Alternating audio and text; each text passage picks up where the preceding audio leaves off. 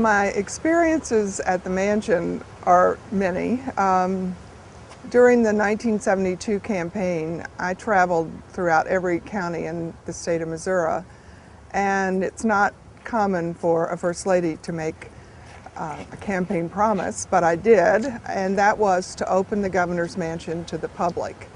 And immediately after we moved in, I set about organizing a docent program, and even before we were really settled into the private quarters, we opened the governor's mansion for the first time to public tours. And the docent program, which I started in 1973, is still functioning today, and since then thousands and thousands of people have visited the governor's mansion.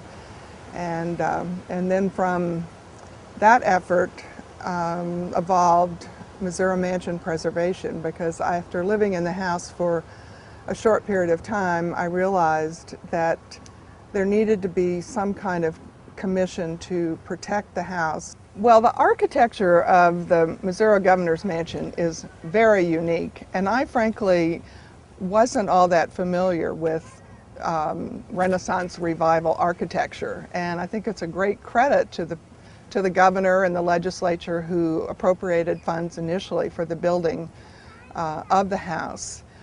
Its scale is a little overwhelming with the 17, 18-foot ceilings, and I think as soon as you walk into the governor's mansion, you appreciate the scale of the house and the importance of the house, and clearly the beauty of the house. We had a few really interesting guests. Probably the most interesting was Henry Kissinger, who of course was Secretary of State, and they came, he and his wife, Nancy Kissinger, came for breakfast at the governor's mansion.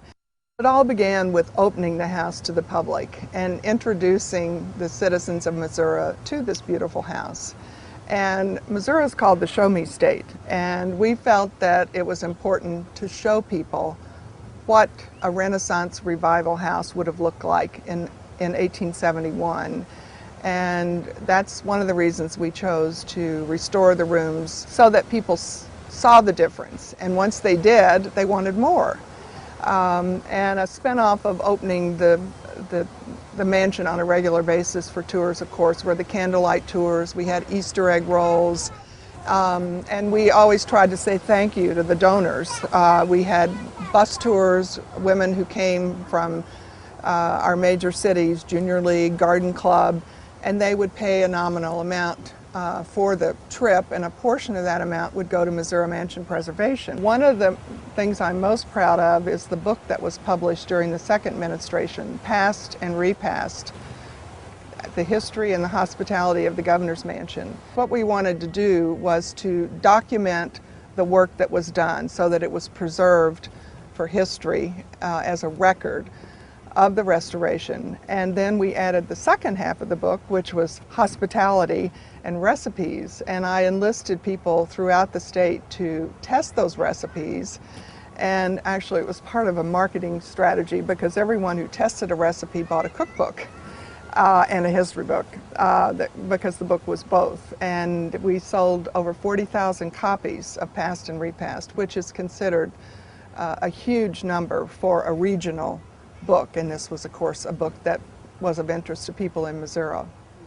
When we established Missouri Mansion Preservation, which is a tax-exempt foundation with a board of directors, we were very explicit in setting forth the responsibilities of the state, because it is a state building, of course, now open to the public.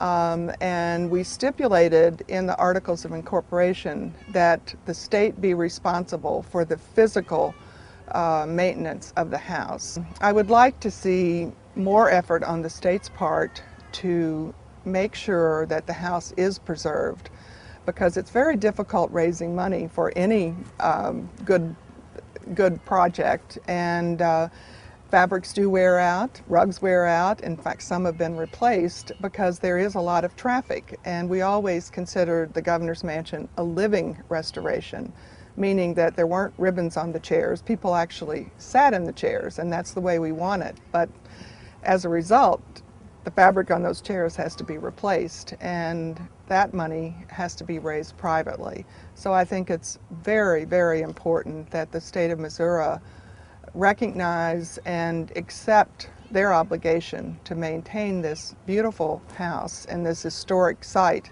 for future generations.